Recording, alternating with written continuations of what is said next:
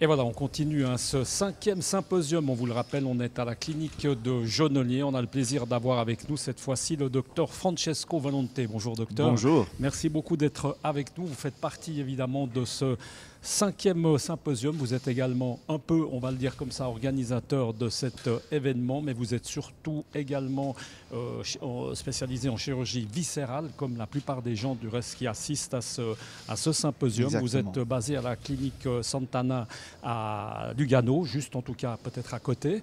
Merci beaucoup d'être quelques instants avec nous. Peut-être nous expliquer dans ces 5 années, puisque ça fait la 5e année, vous étiez là déjà à partir de la 2e année, en termes de progrès, qu'est-ce qu'on peut constater dans ce symposium? Moi j'ai envie de dire, qu'est-ce qu'on peut encore raconter d'autre chaque année sur cette chirurgie viscérale? Alors le progrès, vous le voyez, au départ c'était presque une réunion entre amis et le symposium est en train de se développer avec un panel de spécialistes qui viennent de partout en Suisse et international. Ça commence aussi dans le milieu médical francophone surtout à prendre pied. Donc c'est quelque chose que les gens aiment bien. Pour ce qui est du progrès, l'évolution, justement, oui. Elle est où? Elle est technique? Elle est au niveau du matériel? Elle est partout. En médecine, on ne peut pas faire des études et puis se poser quelque part et exercer la médecine ou bien la chirurgie. On devient dangereux. Donc la formation continue, c'est quelque chose d'extrêmement intéressant. Vous avez vu, il y a des équipes qui travaillent tant bien sur le plan mécanique, sur les nouveaux instruments, sur des nouveaux traitements avec des implants de cellules musculaires. Donc les traitements évoluent à une vitesse telle. Nous, on est obligé de rester à l'affût et puis de voir et de participer à ces formations tout le temps. Francesco Valente, on a l'impression vraiment que c'est quelque chose qui est très vaste, hein, finalement, la chirurgie viscérale, parce que ça va de l'estomac en passant par le pancréas. On peut aussi Absolument. opérer une appendicite, ça fait partie de ce que vous faites. Justement, qu'est-ce qu'on traite le plus dans votre métier? Qu'est-ce qu'on fait? Clairement, il y a dans la chirurgie viscérale, il y a des pathologies de base. Comme vous Parce avez qu'on dit, parle de chirurgie viscérale digestive, hein, souvent. Alors, on parle de chirurgie en général et puis il y a des spécialités. On peut aller un peu plus à fond dans la chirurgie viscérale. Dans la chirurgie générale, il y a aussi la pariétologie. Il y a d'autres spécialités, disons de base, autant importantes, mais de base. Donc une appendicite, une cholécystectomie ou une hernie, c'est quelque chose qu'un chirurgien rencontre beaucoup plus souvent dans sa pratique que des tumeurs du pancréas, comme vous avez vu. Là, c'est tout l'intérêt de la centralisation de ce type de chirurgie qui est beaucoup plus rare, qui demande une infrastructure et une connaissance beaucoup plus vaste dans des centres d'excellence. C'est ce que le professeur Clavien disait avant. On a tous un peu à l'intérieur de cette chirurgie viscérale, on a tous des spécialités, c'est-à-dire il y a des sous-spécialités, des gens évidemment qui sont plus spécialisés, on peut imaginer dans le foie, dans l'estomac, on peut pas être bon peut-être dans tout. On ne peut pas, non. Avant, le chirurgien qui fait tout, comme il en existait. Il y a 30 ans peut-être en arrière, même ou 20, moins, mais ça existait. Le chirurgien qui mettait une prothèse, enlevait un œsophage et puis s'occupait d'un pancréas. Aujourd'hui, c'est à éviter justement ce type de personnage. Ça existe plus, de moins en moins, disons. Aujourd'hui, on travaille surtout comment? Avec l'arthroscopie Alors, en chirurgie viscérale, on utilise la laparoscopie, donc les accès réduits des toute petite incision et ces techniques la plupart du temps permettent d'avoir les mêmes résultats qu'en chirurgie ouverte ou même meilleurs parce que l'agression pour le patient est moindre. Certains types de chirurgie pancréatiques complexes, on peut encore pas les faire avec des petits trous. Des opérations qui sont vite lourdes, hein, docteur Valente, elles deviennent, c'est clair. Si on parle au niveau anesthésie, c'est intéressant aussi. Aujourd'hui, on ne travaille plus la même chose non plus qu'à 20 ans. Absolument, les médicaments, aussi, le type d'anesthésie est complètement différent. Ça va être aussi un des arguments de cet après-midi, le ERAS, Enhanced Recovery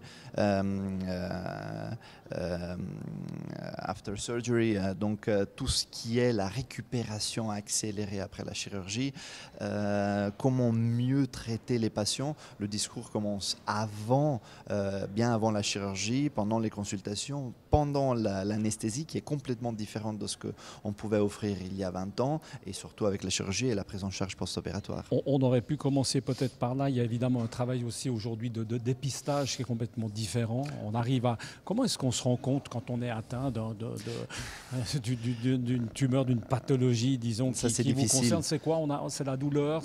Comment est-ce que ça se traduit? Clairement, il y a le plus souvent, c'est la douleur. Le patient sent qu'il y a quelque chose qui ne va pas. Ça, la plupart du temps, signe une pathologie avancée, et c'est tard pour s'occuper et pour être curatif. Donc, pour s'occuper du patient et être curatif. Ce qu'on disait juste avant, justement, la chose intéressante qui est en train de se développer maintenant, c'est tous ces outils, screening, dépistage et moyens le moins invasifs possible pour arriver à détecter une tumeur pratiquement avant qu'elle se forme, non, mais qu'elle se manifeste. Là où elle est facile, entre guillemets, à traiter, on peut être curatif sans être agressif. La suite, on essaye de se projeter dans les prochaines années. Ça va tellement vite. Ça va démarrer où? Les progrès vont être où?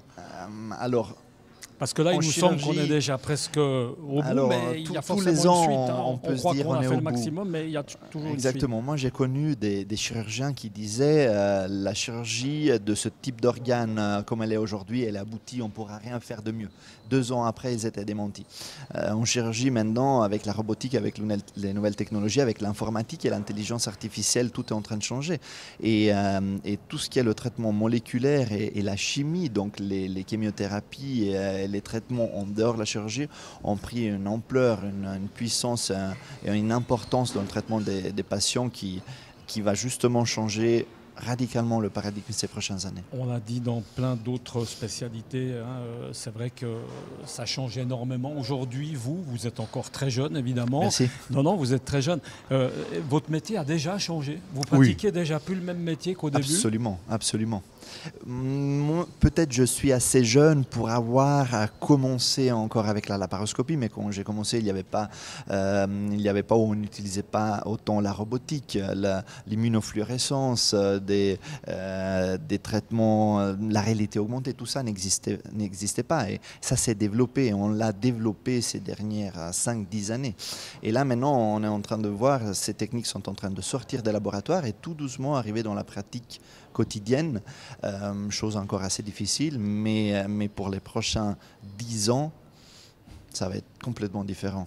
Merci beaucoup en tout cas, merci à vous, Francesco Volonté, d'avoir été avec nous. On va vous laisser aller vous restaurer. Merci. Avec tous vos confrères. C'est important aussi ce moment. Absolument, les relations publiques. C'est important, on apprend beaucoup, on échange. Le plus grand, les échanges adviennent là, tout autour de ces manifestations. C'est souvent autour d'un petit verre de vin et autour d'un sandwich que les choses se font, ça passe toujours mieux. Merci beaucoup en tout cas d'avoir été avec nous. Et puis merci à vous de nous avoir suivis. On vous le rappelle, on était ici à la clinique de Genolier à l'occasion de ce 5e symposium consacré à la chirurgie viscérale. Merci beaucoup et puis on vous rappelle, vous pouvez nous contacter sans autre sur les autres réseaux sociaux, Twitter, YouTube et également Instagram pour les photos et puis bien sûr notre site internet. À très bientôt. Ciao.